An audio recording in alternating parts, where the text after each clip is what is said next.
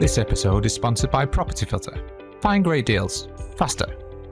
Hello and welcome to the Financial Freedom Podcast, sponsored by us at Property Portfolio Building. This podcast is designed by real people on their journey to achieving financial freedom, and we'll focus on people who've either already attained it, who are joining us on that journey, or maybe a specialist topic that can help you build your technical knowledge to achieving and maintaining that financial freedom. We hope you enjoy it. Right, welcome back to the Financial Freedom Podcast. So today, this is one of our 6th round episodes. So we're very lucky to have a guest with us today, Steve Hammond. So he's a builder, developer, landlord, and you're also a co-host, aren't you, of the Developers Network in Birmingham as well. So great to have you along, and welcome to the podcast. Welcome on, Steve. Good to have you. Yeah, thank you. So we always like to start with a bit of an icebreaker. So what's the icebreaker you've got for us today? I had absolutely no intention of being a builder. Right, okay. The icebreaker, essentially, many years ago, I was working for a few different companies, and I decided to want my own business and thought of lots of different things. And my girlfriend at the time, became my wife, but my girlfriend, she was a teacher. And I thought to myself, what about a children's nursery? What about if I set up a children's nursery? Right. So I bought 2 houses, never done any building work, built 100 square metres around it, and set up a children's nursery, which my wife ran. And you did a lot of the build works yourself, did you? So I took on people, individuals, did all the building, and just lots of people stopped and said, what a lovely job. Would you come and do an extension for me? I thought, yeah, I've got nothing else lined up. I'll go and do that. So I got into building. That's how my whole property journey started, really. So excellent. Never intentional. So we talk about accidental landlords, but this is also accidental builder. Accidental builder, developer, landlord. All of the above. Just an accident. Good stuff. Right. So next, we just want to hear a bit about your story. So like a bit about maybe your childhood growing up, a bit about like your schooling life and education, family dynamics, things like that, and then tell us a bit about what you do now currently. Okay. Birmingham. Born in Birmingham.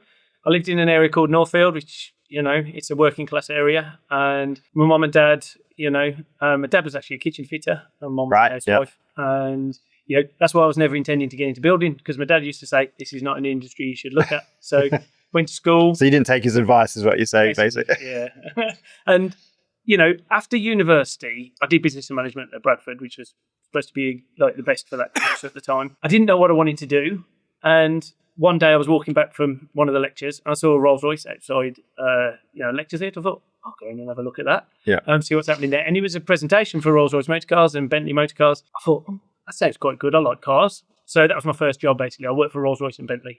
And, what an awesome job that was. I got to travel around the world and do auto shows. I got to meet really wealthy people. We used to create cars for really wealthy people and one-off cars and things like that. Then I moved into a design agency and set up a London office for a design agency, introduced a massive client list, and then started looking at IT. You can tell a theme here. I'm a dynamo. I keep sort of, keep shifting and changing, IT was the big thing, and I thought, I'll go and do IT. So Dynamo, just to explain to our listeners, Dynamo, it's wealth dynamics, isn't it? It's wealth dynamics, and there are 4 main dynamics, and a dynamo is a starter. This is the creator side of the wealth dynamics, isn't it? Yeah, starts businesses, doesn't like finishing anything, and creates chaos, but makes things happen, essentially. And that is fairly good description of me. And got into IT very early on, offshore development, and but I just kept getting this burning ambition to do my own thing. Yeah, and that's how the nursery came about. That's how I got into building. And once we built the nursery, obviously my wife ran that. I then did lots of extensions, refurbs, renovations. Started off doing one extension. Then I would overlap extensions, and I spent years in 4 roads, just building one whilst finishing one, building one whilst finishing going to the next one, getting the referral or whatever. Yeah, I'd got it down to like 6-week programs, and then I started doing much bigger projects and school work and commercial work and all that sort of stuff. And then I got into insurance work, and it just takes every minute of every day. Yeah. And I really very busy, struggled to figure out how to systemize and scale it. And I looked around Birmingham, and there were very few people who had achieved a large builder. And what I mean by that is extensions. You can have large commercial builders, you can have large developers, but you don't, or principal contractors, but you don't tend to have large extension builders. There's only two that I Well, know. the largeness, there's two different ways of describing largeness there, because you've got largeness of an extensions, which then is a quantum of jobs. And then you've got contractors doing large jobs, Yes. you Yeah. know, yeah. which is like, I'm assuming what you mean is a large quantum of extensions. Like Yeah. if you were doing those 6 or whatever you Residential said. builders. Yeah, residential builders. Extensions. There's not many people who are doing like 50 of them or whatever, like to that level of growth. And that's because the teams and the size of the teams are and how they directly manage it sort of stops that level of scaling in a way, doesn't it? I thought it was about the professionalism of the people. In reality, it was probably my own glass ceiling. Yep. My own perfection seeking.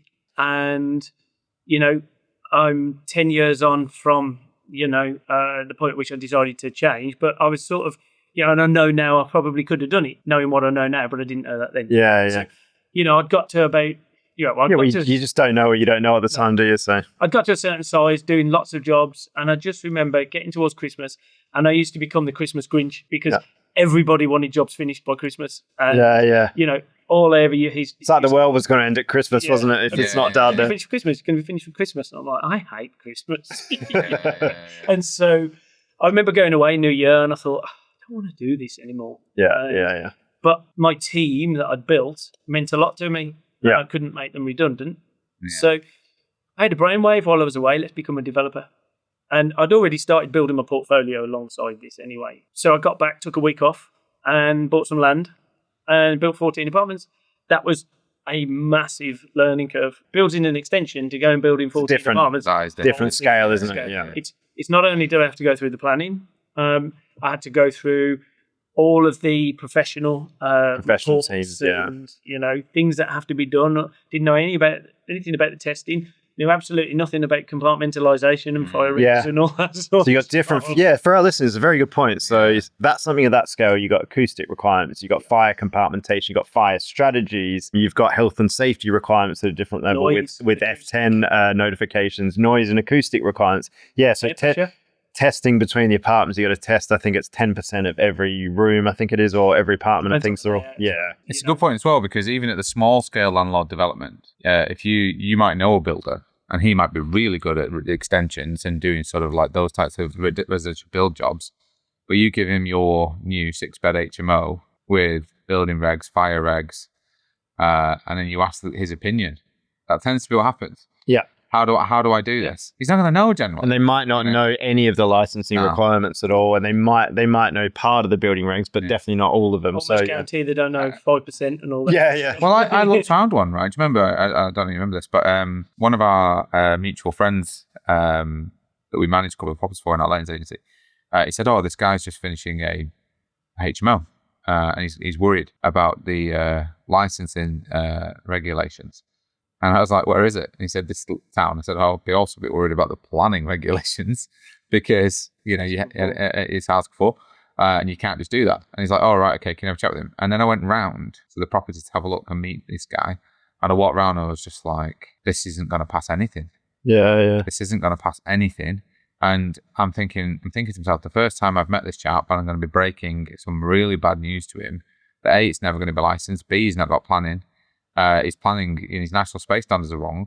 And C, has he designed this? Yeah. He said, "Oh, well, I just thought I could put this over here." And I was just like... Well, that's where the team becomes really important. Yeah. Project manager, architect, It was finished. builder, all these people that work on these jobs to combine the correct result. Yeah. Ultimately. Yeah. It's the team, but also it's surrounding yourself with the right people. Yes. Understand. And the expertise around you as well, yeah. And obviously you've done really well, haven't you, in in property entrepreneur and networking and things like that to get around some really, really good people as well. Well, that's why that first development started my educational journey. In a sense, before that, to go to a networking event or evening education, I'm like, what? Yeah, who does that? Who does that? Yeah, but when you get yourself into a whole new world, you haven't got that many people to ask advice of. No. So, I joined Whitebox, and Whitebox was a developers network essentially, and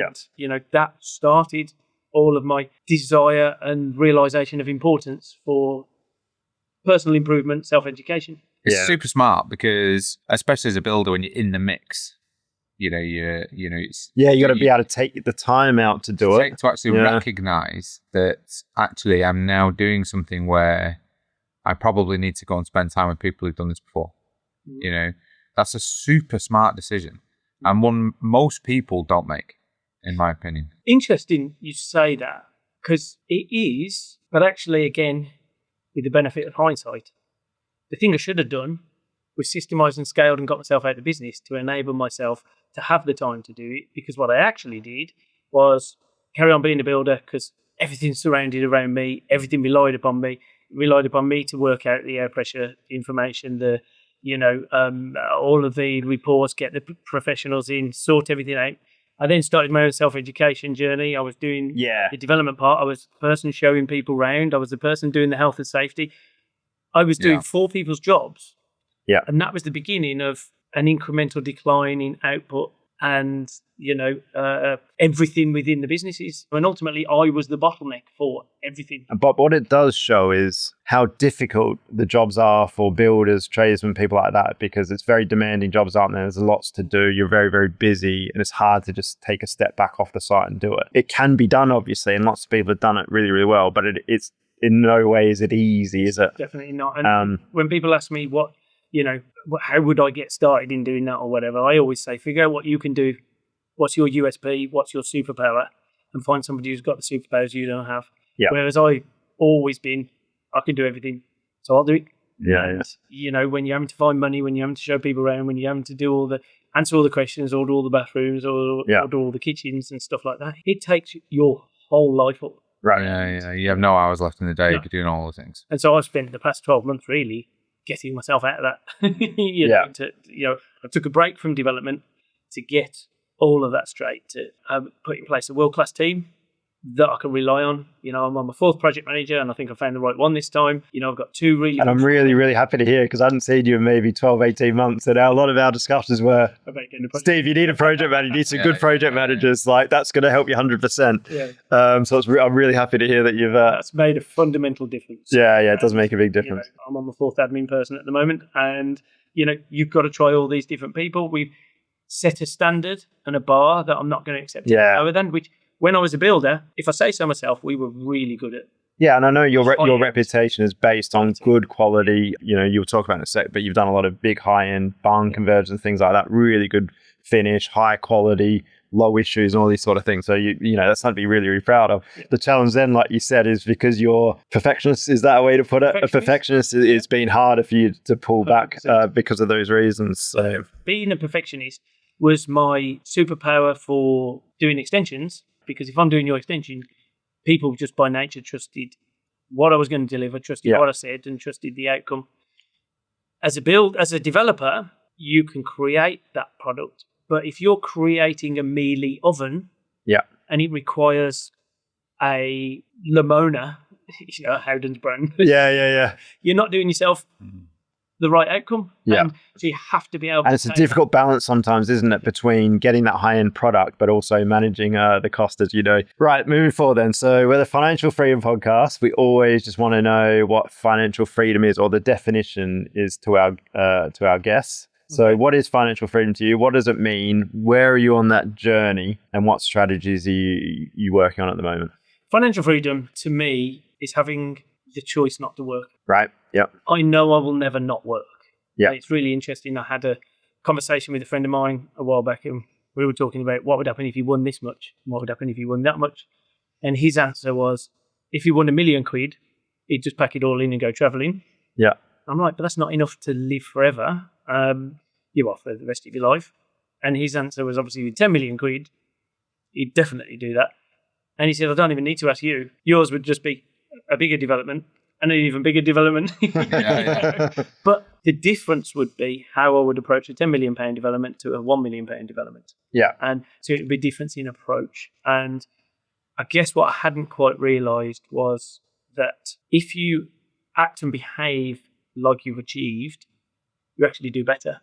Whereas cutting the corner sometimes, and I don't mean cutting the corner, but trying to do everything yourself to save money, actually it's a false economy. It's a false economy. False economy, yeah. But to answer your question about what's financial freedom, to me, it is about having the choice not to work if I choose to. So when we sold the nursery back in 2010, that's when I achieved that. I had my own house paid for.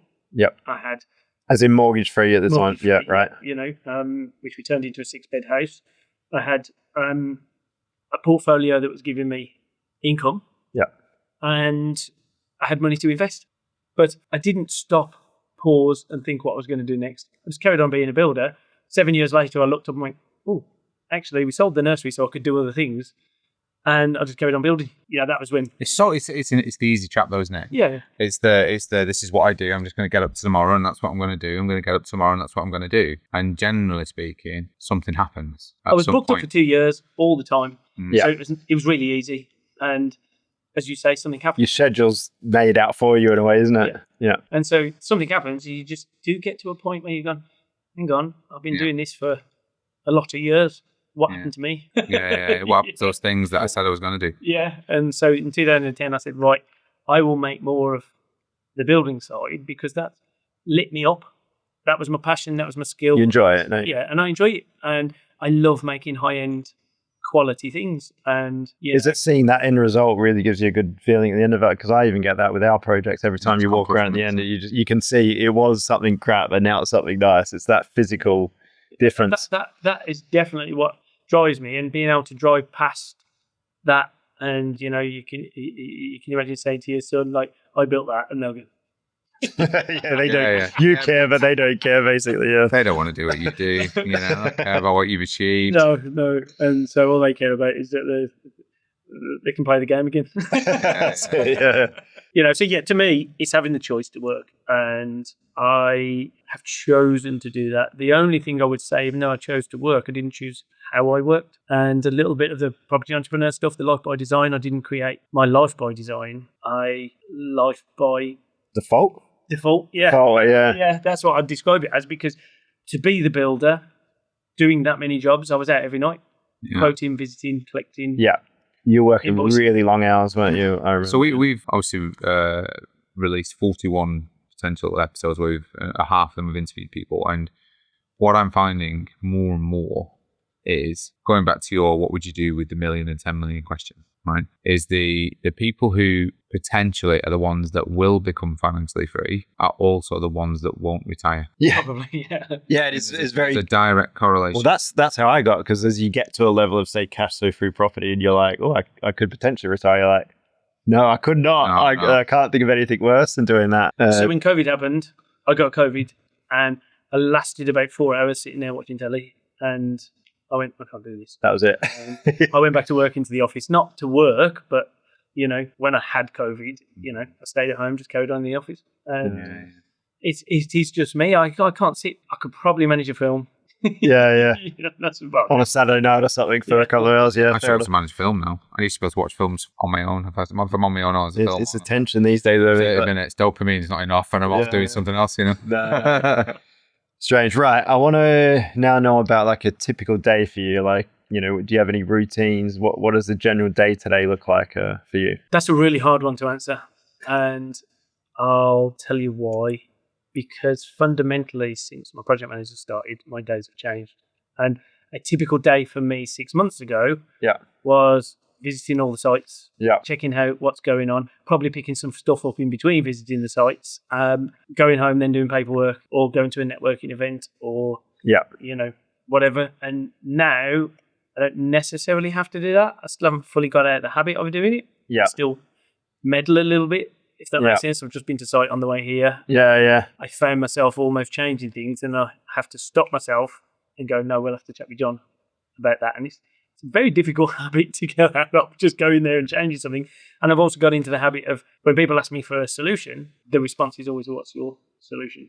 And I'm really doing so much better at... Give the trust and your autonomy to the team. Yeah, sounds great. And, so my days really, they're never the same. I'm working really hard on that personally. Yeah, they're never the same. And, Working on what, sorry? Trying to let people solve their own problems, especially in our team. I find on our teams now, the mute button is my best friend. Yeah, on the Monday meeting. It's the only way I can not jump in. Yeah. Didn't it? Yeah, it's really hard. And to be fair, John's told me off a couple of times. And, I've tried really hard. Is it Dan Martell who says 131? So When somebody's got a problem, you say, what's your 131? Which is, what's the problem? What's the 3 options? What's the 1 solution? Yeah. And tell me why. I learned this very long time ago. So when I first started working as a project manager for a building company, I was a project manager assistant is what it was called when I was at uni. And my boss was brutal. I would just go to him with something. He's like, go away, work it out, come back and tell me what your solution is. Until then, I'm not talking to you. Yeah. And it was just like, from then I'm like, Great. and I reflect on that's it. super, I'm like, yeah, that's a good point. Like, Obviously I've just gone to him because he knows it, and it's quick and easy to do that. But it doesn't help in the long term anyway. It doesn't help him because I've just annoyed him. You've just took away their potential. And, if you don't let people solve things, you're robbing them of Yeah, the ability to 100%. solve them. And, it's a massive mindset shift, and it's why the personal education is so important, because you hit your glass ceiling. 15 was always my glass ceiling, and I'd get to 15 people. They were all direct. Yeah. Can't manage all that many people. No. And, so it would become chaos, and I have to reduce a little bit. And, but now I feel like, we're in the right place. We've got structure. Everybody knows what their job is. I've given, so I call it world-class team, national level systems and processes, because I'll never be world-class systems and processes. And everyone's got a number. You can still label it. No, I'm sure it could be as well. Well, probably world-class compared to from your builder. But it's a step in the right direction. And Yeah. everyone's got a number. And what's really interesting is, my project manager's got 5 numbers, and my foreman have got 4. And the intention is for every tradesperson to have 1. Yeah. Whatever target I want from them, they get a bonus based upon. And interestingly, I haven't rolled it all out yet to everyone. And someone was asking me the other day, when do I get mine? How come I haven't got one? People are all of a sudden being driven by this. Yeah. Money I've talks. heard about it. They want the bonus. That's great. Yeah, money talks, though. So it's having a positive effect, to be fair. Excellent. So we really want to hear about some of your challenges. I know you had a few, but it'd be good to hear it through your mouth. But just want to know some of your biggest challenges throughout your journey. What are some of your learnings? And then I'll pause it there, and then I want to talk about things that you're most proud of that you've achieved and things like that as well. So we can follow it up with a really positive. But I think there's some really good nuggets that we can give our listeners. Actually, it'd be really easy for me to talk about a development challenge, but actually the biggest challenge would be mindset. Right, yeah. And mindset of it, what we was just talking about. Letting things go and outsourcing and things like that. Perfectionism. Yeah. The inability to delegate, the belief that I can do everything better than everybody else, the inability to be told otherwise. And I guess those challenges have manifested themselves in me believing hard work is the only way to succeed. And I know better now, so I'm fully embraced it and changed, but I'm definitely heading in the right direction. So I would say that's been the biggest challenge, because that has led to all my challenges. So every individual challenge is because of that mindset challenge, basically is what you're saying. Because overwhelm leads to me not being as planned and coordinated as I'd like to be. Yeah. It's led to me not giving the team enough time to coach and educate them, to provide the clarity. I remember a couple of years ago, what one of the lads said to me, he said, Steve, before you did all this self-education, you knew where you were going. You knew who you were. And I just followed. Now you're questioning everything, because I was going through a period of, well, how do I change? How do I be better? How do I improve? And I was allowing, because I was on a couple of developments, they were financially stretched, as you do, because you stretch yourself. And I was allowing things to happen that there's no way I'd have ever let happen when I was doing building work. Because doing customer projects, if you get rid of someone, it just takes a bit longer. If you get rid of someone on a development and it takes a bit longer, it incurs interest. So all of a sudden you allow a little bit. You allow your standard to drop. And that was playing havoc with me, and it was playing havoc with other people, because they all knew what it stood for. There was never... I remember the last project I did before I started development, and the woman said, it's a joy to watch your guys work. I was like, what do you mean? She said, well, I watched 2 of them do this wall, and they had a chat for a bit, and they said, started doing it again. And they were like, how come you're doing it again? Oh, old Hawkeye's not going to let that go through. And they expected the challenge. Yeah. So it was never an argument. Yeah. You didn't have to go there to snag it. It was already snagged by them. But I didn't intrinsically know how to get motivation, outcome, and output. Quality, yes, given. Yeah. I don't even know how I did it. And so I suppose my challenge has been my own mindset, but also my own knowledge. And the better you become, the more you're aware of those weaknesses. Bit of self-awareness, isn't it? Yeah. I've definitely got self-awareness because I knew that was the problem. I just didn't know how to solve it. Yeah. And so, I think we've had to go backwards to go forwards. I've had to take a break this year to get everything straight. And because doing 4 people's jobs was not feasible. No. And I know, over the next 3 months, I'm going to be searching for my next development, looking for my next opportunity. I'm going to be so much better placed to deliver that better because I now have the team, the tools, and the mindset of the group to deliver it better. And they don't expect me to be there anymore. Whereas, we went through a period of, you hear too much. Leave us to do our job. Where have you gone? Do you not care about the business anymore? How come you're not interested in the business anymore, are you? And going back to what I was saying about the one guy said to me, he said, look, I don't know if you know where you're going, and that worries us. But what you need to explain is I really do care about the business, and that's why I'm not here. And they'll be like, what? That doesn't make any sense. Well, we feel like you've got a renewed focus, a renewed vision, but that's because I've had time to get clarity. Yeah. And I was missing the clarity bit because I was just getting next development, because I thought I needed a development, and I didn't really know where I wanted to go. I just carried on that track, if that makes sense. And how does that affect you, like, as a person? Because you're obviously going to be heading into this new development with a new renewed mindset. But if you go back to that, attending White Box, showing people around, raising the money, personally, at some point beyond that, when you were doing all those things, you either burned out or something's happened, right? So you've had a realization. So what is that difference now heading into this new chapter to then? What do you think is going to be different in your day-to-day? I can't answer that directly, but what I would say is, interestingly, we've been doing the end-of-year presentations for property entrepreneurs. Yeah. And in doing that, looking back over the last 12 months, I've had a lot go on personally as well as professionally. Last year, I was I had finished a development. It was about to sell. I went and bought my next development on a bridge, and it was relying on the first development. Right, to fund the next one. Yeah. And that fell through.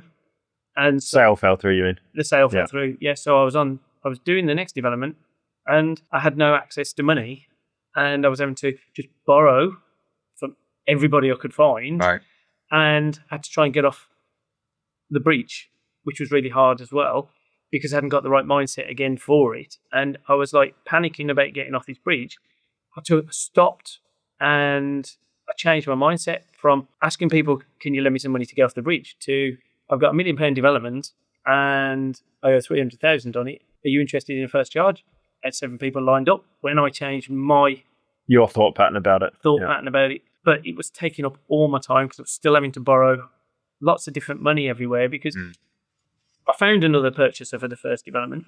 I agreed a discounted rate for a 6-week term. It took 7 months to go through. And so I kept thinking it'll be done in 2 weeks. So I kept having to borrow 50,000 or 20,000 or 30,000, finding all these people.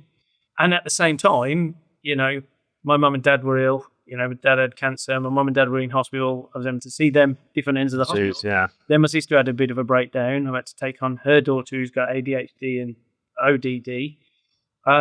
At the same time, I was going through a divorce, having to sell, it's quite funny, isn't it? Bloody hell, Steve. Having to sell. Sorry, I'm laughing. It's a nervous laugh, mate, because I'm just thinking about, oh God, that sounds right. All I can say is one word from that is resilience. Yeah. There's a huge amount of resilience there to keep going through all those sort of things. If you tell me your dog died, I'm going to that's it, we're calling it. No, but actually, one of the reasons why my dad was in hospital, because his dad had cancer and got quite weak, he tripped over and a spike went into his neck. He just but I guess. So let's rewind then. You're that guy, right? Then, right? You got to get off a bridge. Mum and dad are unwell, cancer, spike in the neck, going through divorce. Sister's had a breakdown. You've taken on this young person who you're now taking responsibility for. When were all those things overlapping? Second half of last year. So this is recent then, right? Yeah. So we're talking, 12 months ago.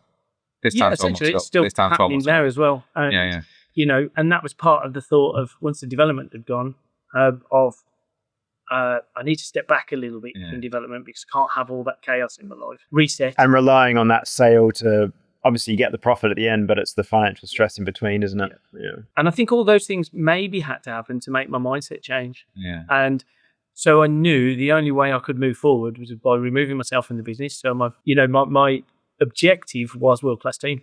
And it had to have a project manager. It had to have the person to take me out of the day-to-day. And you mentioned before that was quite challenging to find the right person for the project manager role, because we talk about all the time. Like fourth one, did you say? Fourth time. A good project manager is very, very important, but sometimes there's lots of average ones out there, unfortunately. Well, that just goes to show, doesn't it? People that don't work for you as for what you're after as well, and things like that. Yeah, because you're setting a standard.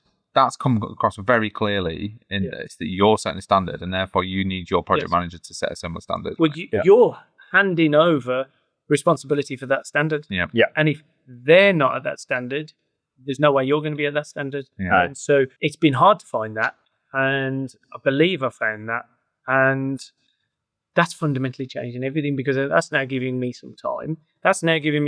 Like I started applying for my divorce back in February. I've now got some room to work on it, so I've been working on that for the past couple of weeks, and I'm reorganising my estate. I've been setting up my group structure, and moving things around to set myself up for future, because obviously giving a fair bit of what I have away, and then setting everything in place so that I can start looking again and doing my estate plan and my black box, which I know you've done, doing my mum and dad's stuff. Just for people who don't know what that is. So the black box is a what happens when you die. Yeah, it's a box with it's wills, trusts. Will, lasting power of attorneys, power of attorney, and also all in one place. Detailed instructions of what to do with everything, logins, internet banking passwords, all those sort of things that, if you were to go. And it's also, the black box is a fireproof box, isn't it? So you physically get it to keep in your house. I haven't fully finished the process yet, but... Yeah, it takes a little bit of time. So we actually had Akash on the show. I can't remember which episode number, but go back to that episode. It's a really good one to set up your financial security for your future. Yeah. And also just replanning everything so it's more tax efficient for the future. Absolutely. Company structure, because a lot of the personal education you go through starts to give you the nuggets of information that you're like, oh, if I'd have done it that way, it would have been a lot easier, And sometimes it's annoying when you hear it, because I can't physically go back in time 10, 15 years and do that. I didn't need to. But good to know now. Would have been better 15 years ago or whatever. Stop the podcast now. This episode is sponsored by Property Filter. Property Filter is the #1 property tool for today's property professional. It brings in all the data points and sources from all the property portals and auction sites into one convenient place. Then you have the option to overlay all the clever strategies found in the Property Filter blueprint to find motivated sellers faster. Now, we use it on a daily basis. It saves us over 80% of our time when looking for properties. And if that sounds like something that you want in your lives, please go to register.property-filter.co.uk/PPB, which is the discount code for this podcast. You will get 2 weeks free and a discount on your first month. That's it from me. Back to the podcast. So we'll fast forwarding then.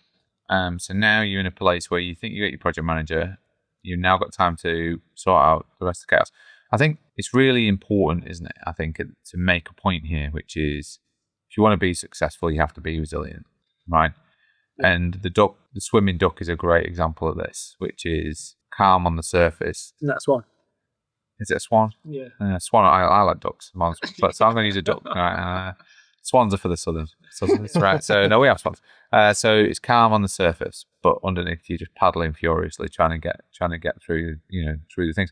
And going on a journey like a financial freedom journey is not about a straight line. Absolutely not. Never is. It never is. It's more a case of very, very big highs and potential big lows and risks and losses and wins. And I guess the important thing to make to everybody who listens to this is it's not just about the people that will get there are the ones that don't give up and the ones that win more than they lose. Yeah. But losses are there. They're there. And it might be personal, it might be professional, it might be cash, it might be whatever it is. But as long as you are resilient enough to know and take those risks measuredly, in a measured way, eventually you'll get there. It depends on your definition of financial freedom as well, and what your financial freedom outcome is, because and I suppose your experience, because I've got a portfolio of properties, single lets, never really fancied HMOs. I do not class that as risky. I bought 2 this year. I do that with my eyes closed. Yes. Like driving a car. You know, Well, they're there's no risk very, to me in that. they're very solid, Eyes closed. solid, secure assets, Yeah. aren't they? You know, families they're always going to need those properties. Single that's always going to be required. The only real challenge the last few years is the margins with cash flow being squeezed a bit, especially with interest rates and things like that. But if you're holding them for the long term, they are real solid wealth building assets, aren't If you define your criteria well, and mine's usually, I need to take it back to brick, need to do a refurb, add value, they? Yeah. Buy- Yeah. So it's buy cash, traditional refurb, BRR 6 to type 6 months, project. leave, a small amount in there. It's not as easy to just take all your money out. Yeah, very hard to get all your money out, isn't it, in those sort of projects? But I look at a 3 to 5 year payback. Yeah. So if Yeah. a property's giving me £5,000 profit once it's refinanced, Yeah. and I've left 15 grand in there, I'm okay with that. So you're talking after refinance, you're 20 to 30% return on investment in essence, something like Yeah. that. But it's infinite after 3 years. But it's a way to turn a solid, safe property deal into like a high returning one as well, isn't it? By adding the value to it, like you've said. Yeah. And so, I do that alongside anyway. But the developments, the big step changes are what require the resilience. And Yeah. it's making big step changes to yourself. Going through that process of thinking about these things over Yeah. the last week, it is a pride thing. I look at that and go, you know what? Actually, what I've been through over the last 12 months might break people. But also, so there's a fair point you got there as well, because there's the risk reward element, isn't there? So some of your developments, and I obviously don't know the numbers, but by the time you sell it and everything, there's a good chunk of profit in there, maybe a few $100,000 or whatever. But there's been some very big challenges along the way, but you get that reward at the end of it. It's just the challenge and the risk that you go through in the meantime. And then I'm assuming you're then using some of that profit to put back into those assets we're talking about, like the single lets and things like that, or... It was the plan. Yeah. So obviously I'd got my cash flow set. So, I could earn money Yeah. from my portfolio, even though I wasn't actually earning money from my development. Yes, yeah. Yes, I paid myself, but that's a cheat because I'm just paying myself Yeah. money. And the cash flow obviously gives me money, but the profitable occurrences of a development, I would then just roll back into the next one. Yeah. And so I'm living off my portfolio, but Yeah. Keep rolling it forward to do more profit plays in a way. then you do have a slightly different mindset because as you get older, you go from wealth creation to wealth preservation. Preservation, yeah. And then when you divorce, you go, I've got a wealth creation again. So I take it. Yeah, one of the most expensive things you'll ever do, right? Yeah. Great. Moving forward then. So what are you most proud of? I think we missed that on the question. And again, that's only, I'm thinking because it's fresh in my mind, the resilience. Actually, I wasn't going to put the words in your mouth, but I'm like, he has to say that basically. everything along the last few years is about resilience because, you start off in development, so much to learn, and it's coming at you thick and fast. Yeah. And when you've never done it before and you just go, you know what, I'm going to build 14 apartments. But to be honest, even if you have done it before, every project has new challenges. Yeah. The classic is always, the build cost will be this. It's learning things like, for example, so I was getting a QS to budget the apartments, for example. He said, well, how can I budget better than you? Because you're using your own men. You know what your men cost. And so my budget was £1,250 a metre, ended up being £1,350 a metre. Because I didn't know about all these other things. Mm. But some extra reg requirements maybe and things like that. We talked about before, yeah. But the going rate was £1,500 a metre. Yeah, yes, it's still well under. So, however, if I set the bar at $1,250 and it costs $1,350, you're talking a few years ago, aren't you? Because inflation has pushed that up quite a bit again. Yeah. And if you've set the bar at $1,250 and you deliver it at $1,350, you failed. If you set the bar at $1,500 and you do $1,350, you succeeded. So the lesson for me was set the bar at the benchmark for the industry. And if you can make the project work at the benchmark of the industry, so like the next project we did completely different, barn conversion. Here's something that somebody said to me the other day, which I really liked. And it was Sharon Dawson. Right? Yeah, York. Yeah. Said, if you do it at the front, it's expectation. If you do it at the end, it's explanation. which I really like that. Anyway, I just thought I'd share that. Yeah, thought it was a really good way to do it. Moving forward now, set the bar based upon industry standard, and then you just got to beat industry standard. Well, it's a classic thing, like with, sort of projects we do, conversions to HMOs. I think we talked about it yesterday. It's like, if someone says it's going to be 150 and it ends up being 200. Very, very disappointed, aren't they? On the flip side, if someone started at 210 and it ends up being 200, they're happy at the end of it. It's that sort of mindset. Because they've stacked the whole thing around that number, haven't they? Yeah. And the question is, It's accuracy of numbers, basically. would they have bought it if they thought it was 200?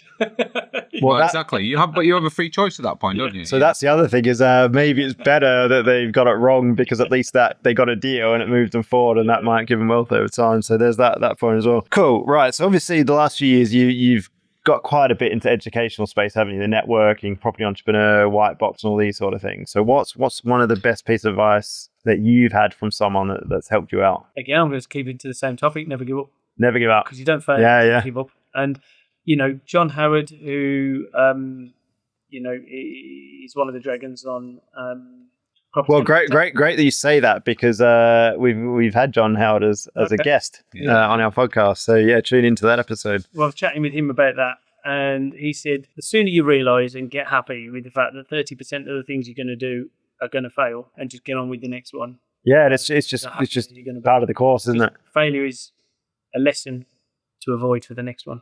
Yeah. And you learn more, and I've learned more in the past 12 months probably than any of the previous years. That is the annoying thing, isn't it? That, when you do fuck up, or, there's a challenge or a failure, you learn a lot from it. And, success is great, but you don't know how much failure or difficulty or, you can learn from that and move on. Because actually now I'm like, you know what? I'm not going to let anything like that beat me, or anything like that. It's never going to. Yeah, you sort of become bulletproof in a way, don't you? Yeah. Right. Well, that wraps up our round of questions for you, and we asked you to bring a question for us. What have you come along with? I'm going to go for, what do you think is the single most important factor in success in achieving financial freedom? Right. Yeah. So same question for both of us? Yeah. Should I start? Yep. I think it's very simple. You need to have a plan. You need to go out and execute that plan. You just need to take action. Okay. It's basically as simple as that. So the people that I see that say, struggle to do deals or get towards their financial freedom goal, it's just because they haven't done they either didn't have a plan, or they did have a plan and haven't done what they said they were going to do. Okay, I'll challenge you on that. Sounds very, very simple, but your results are directly I'm looking for the challenge. Directly proportional to what you do, in essence, isn't it? There is definitely that, and I do think, because I've been challenging myself about that. Yeah. And until about 2021, I never had a plan. Yeah. And I think I probably did better for not having a plan than I did when I had a plan, because I always set the plan too high. I always set the expectation too high, and I quite often failed to achieve what I intended to do. So maybe it's the right plan, but regardless of that, it's physically just taking the action of the things that you need to do to achieve your goal, whatever that goal is. Knowing where you're going, yeah, but having the presence of mind to let the universe. Have you ever read the book Surrender Experiment? No, I've heard of it. It's a really good book. Yeah. Because, you can surrender to what the universe presents. Yeah. And follow the direction. Because sometimes if you have a plan, this is why I'm challenging it, you struggle to change your direction. Yes. Because you're so focused on what you're doing. Now, that's not me saying you should just not have a strategy and a plan at all, but I don't think it's the single. No, I completely agree. And I do not think it's the single requirement. But you're much better to have a plan than not have a plan. Definitely. You can't achieve a goal if you don't have a goal. It's sort of my point. But yeah, it's a very good point that, circumstances change, industries change, or whatever. So it's that ability to pivot and change. So if you look at businesses that have a plan, something changes. Who can we give an example? Blockbuster, say, or something like that. Are they a good example? They're a good example of not keeping pace. They didn't keep pace with the world and stuff like that. They didn't change. So obviously they had a plan, but they didn't pivot and change their plan potentially and things like that. Maybe that's a business example. But yeah, so I think you're better to have goals and a plan than not have goals and a plan. But like you said, very good point. If for whatever reason it's not working, or things have changed, circumstances change, or whatever, don't be afraid to pivot that plan or that goal for those reasons. But ultimately, whatever you consider as success or financial freedom, I think you've got to have some sort of target in place. You've got to understand the outcome of what you're trying to achieve. And then you've got to understand what are the physical actions that have to happen to get to that, to break it down. Successful people do that. I agree with you, because, you watch anything from Jim Rohn and he'll say, write out your objectives, and there are 20 things to get to that point. And if you know where you're going with that, and split it down. Yeah, challenging rather. No, that was really, it's a good discussion, and I agree with that point. I agree to that point to a certain extent. It's the pivoting factor, isn't it, that you said that maybe you were clear on something, but too clear on it or too focused on it that it stopped you from doing anything. Whereas if you just pivoted slightly and go, actually, for whatever reason, that wasn't right, I now do this. Then you can redirect. Absolutely, yeah. Such a pace in the past 12 months. Yeah. And people who are going down one technology route, now if they're not embracing the AI, they're going to miss. So the other good point there you got, actually, if you ever listen to stuff by Dr. Benjamin Hardy, so he talks about goals, and it's like never have them too far ahead, because if you have like a 5-year, a 10-year, a 30-year plan, it's just too far in the future. You basically do nothing about it. Whereas if your goals are like 1 or 3 years, it's like, well, that's close enough that I have to do something now about that to get there. And if it's really big, even if it's really unachievable, you do something to do it, and that really you get much further forward. That's his sort of interestingly. thought pattern. I've been going through a little bit of that process over the last month myself, and listening to a few other people, and they say that the 12-month goals are the hardest to achieve, because if you've got the vision of the 3 to 5 years, so let's say your financial freedom, somebody set themselves as what everyone does, financial freedom's £10,000 a month. Yep, very, very common. 120 of cash flow from property, say, yeah. £120,000. What does that translate to? 2 million if it's 12%. What? Yeah. Got that right? No. That's 6%. 2 million is 6% equity. Yeah. And that's most people's goals. Oh, and I want to do that in 5 years. That's a good goal. Some people will go, and I want to do that with 6 HMOs, and I want to do this, and I want to do that. And they're completely ignoring the fact that actually supported housing might be better for them if they look at... So you're right with that. This is my perspective. I think you're right that if you just did it more gradually over 5 years, you might actually get to a better result after 5 years. But I think psychologically what actually happens is, because it's so far down the line, and it's like, I've still got time to do that, and it just creeps up, time goes, and suddenly now it's only 2 years to do all those quiet little buy-to-lets or whatever. But if I started it 3 years ago, I'd be there. I would almost be there now. Whereas if you do like vision's 5 years, but actually your goals probably want to be quarterly, because people lose their direction after 90 days. Yeah, if you break down the goals and say quarterly, yearly, things like that, then that align to that final 5-year vision. Yeah, maybe that's the right way to do it. But I suppose there's probably no right or wrong. It's just different theories. So you both flirted with my answer there quite a lot, right? But I'm going to be really specific if that's okay. Okay, so it's goal setting versus action taking. First and foremost, people ask me all the time, you've achieved what you set out to achieve, what's your goal now? And I say, I generally don't have a specific goal. I have a general goal that I want to achieve. And I go back to Bill Gates' phrase, you can achieve anything in 10 years, you can achieve very little in 1, right? So, and I also go back to the guy who, someone says, oh, your goals have to be smart. Well, actually, that's not true. Because if you go back and listen to the guy who came up originally with the SMART acronym, trademarked it, and then did his management training, the goal isn't smart. The objective to get there is smart. Because the big problem people have is they then set arbitrary goals. Yeah. Right? If your goal is financial freedom, let's say, and you assess your financial freedom is your goal, and that is, let's say you then want to put a target against it, like you said, 10 grand a month. Well, if you've never earned 10 grand a month net, then why are you setting a goal that you've never had in the past? Because what you're trying to do here is make yourself financially free, because currently you're probably financially dependent, right? Financially dependent on salaries, jobs, whatever, right? Yeah.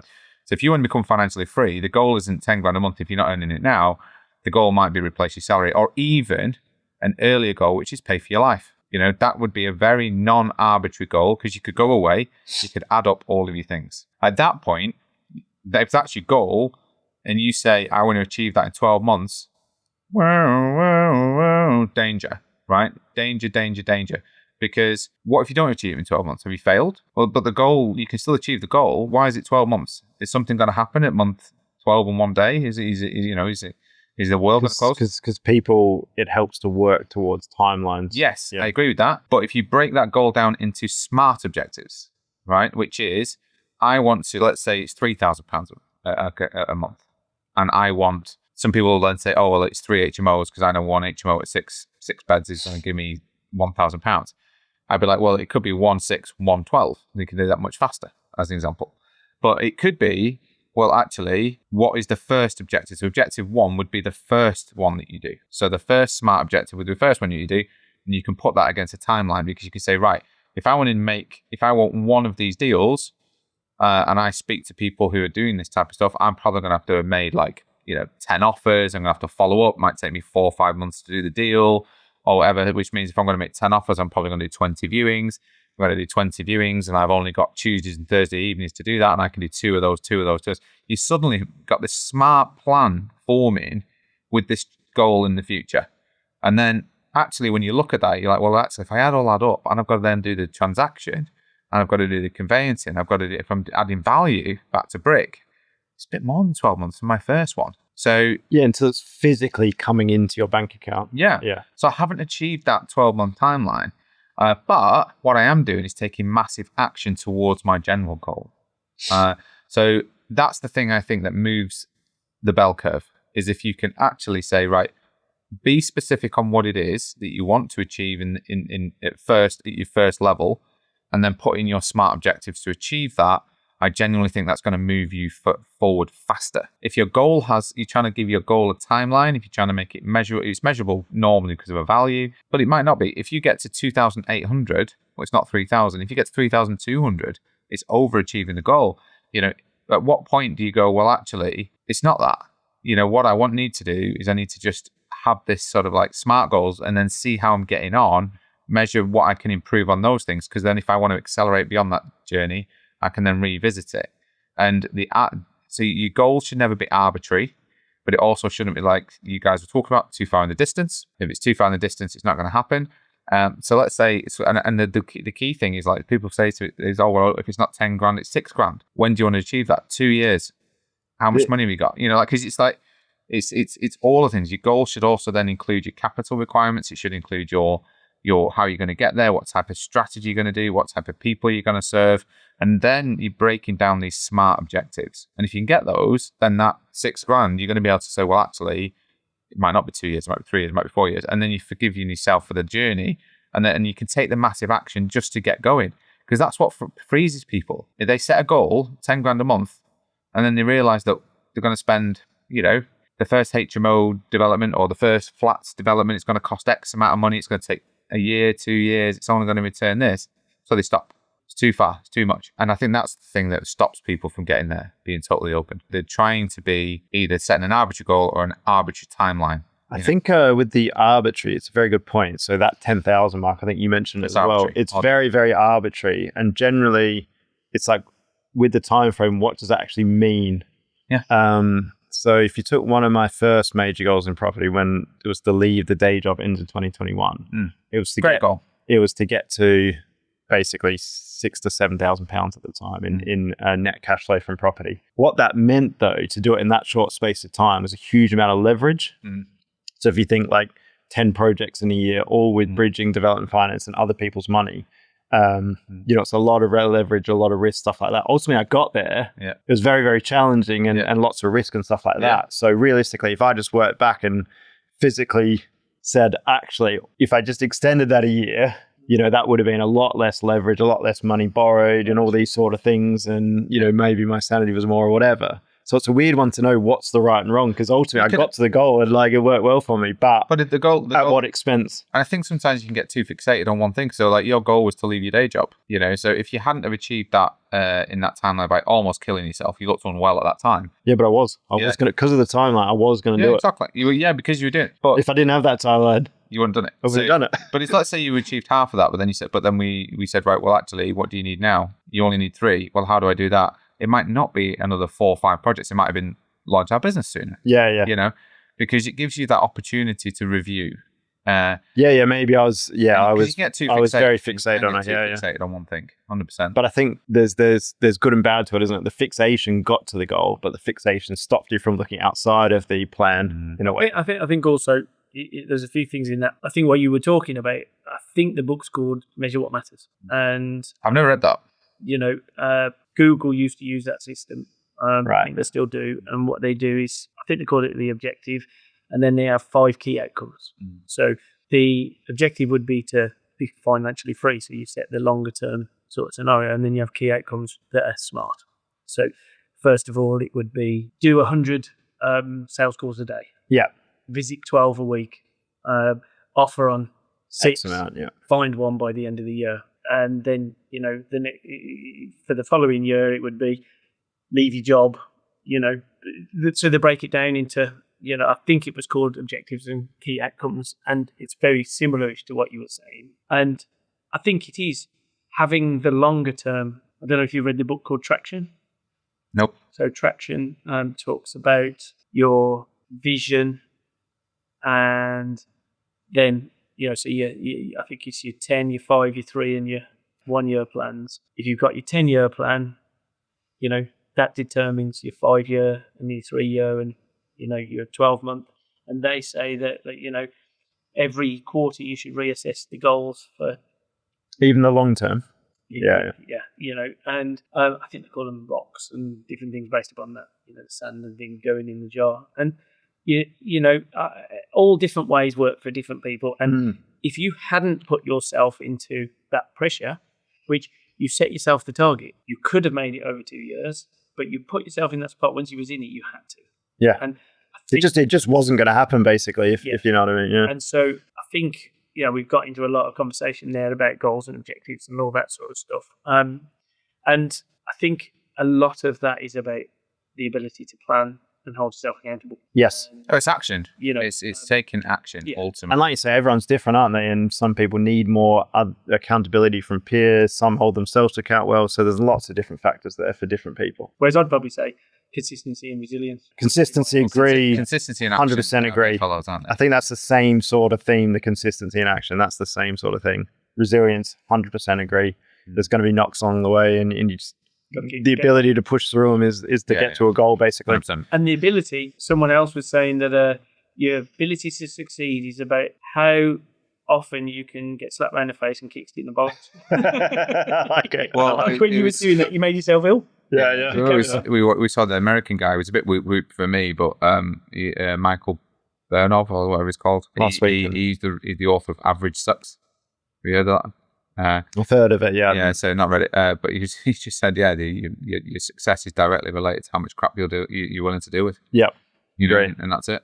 He's not wrong. Most people won't make themselves ill over it. Most people have got enough. Yeah, because people, that's all right. People, there's a comfort zone, isn't there? A lot of people are in their comfort zone. It's not for everyone. Yeah, it's not for everyone. Yeah, but that's all right. Property and entrepreneurship is definitely not for everyone. No. There is a stop button for most people. Yeah. For the people who truly succeed, there's no off.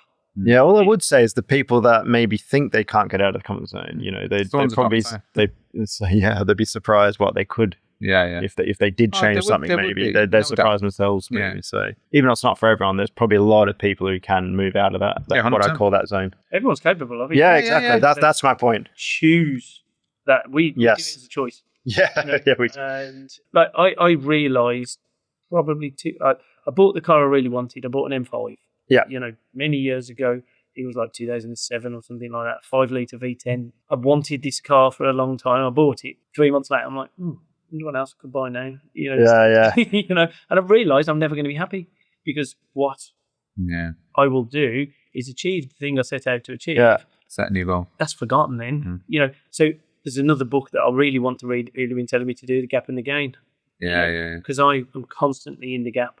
I'm always looking at what I haven't got, what I haven't done, what I haven't achieved, what I have achieved, what I've succeed in. And so similar to that story, the year I was talking about my goal was when I was working for a development company. In the car park, loads of the shareholders and directors had Porsche Cayennes. Okay. So my goal was to get to that cash flow and also buy a Porsche Cayenne. I got to the goal and I thought, I'm not a car person. I don't even like doesn't interest me at all. You drive a Peugeot. So I got a Peugeot. I got a Peugeot instead. I'm like that. better goals. So let's go. That wow. I'm just not like I'm not a car guy. Mate. I'm not a car guy either. I'd rather invest in property and travel or something like that. But anyway, similar play, right? So thanks very much for coming. Then we're going to wrap it up. And if anyone wants to get in contact with you or connect with you or anything like that, how can they do that? Well, they can come to TDM Birmingham. Yeah, so if you have a look on tdmbirmingham.co.uk, TDM Birmingham is the Developers Network Birmingham, and essentially it's a monthly meetup. It's a networking meeting where we have speakers ranging from well-known speakers to developers to educational things for developers, and it's all targeted at developers. Yeah. So you can look at tdmbirmingham.co.uk, or you can look at my development website, which is New Home Co, short for New Home Company.uk. Lovely. Excellent. Sounds great. Thanks for coming in. Brilliant. And Thanks for coming in, yeah, 100%. Thanks for until the next one. Take care. Thank you once again for joining us on the Financial Freedom Podcast, sponsored by us at Property Portfolio Building. If you want to get in touch with us about today's podcast or any of the learning topics that we've gone through today, you can email us at podcast@invest-prop.co.uk or get in touch with us with whichever your social media platform of choice is. If you think you would add value to us as a guest on this podcast, you can please get in touch and let us know what you would be able to talk to us about. Other than that, we wish you well on your financial freedom journeys. And once again, thank you for joining us, and we'll see you on the next one.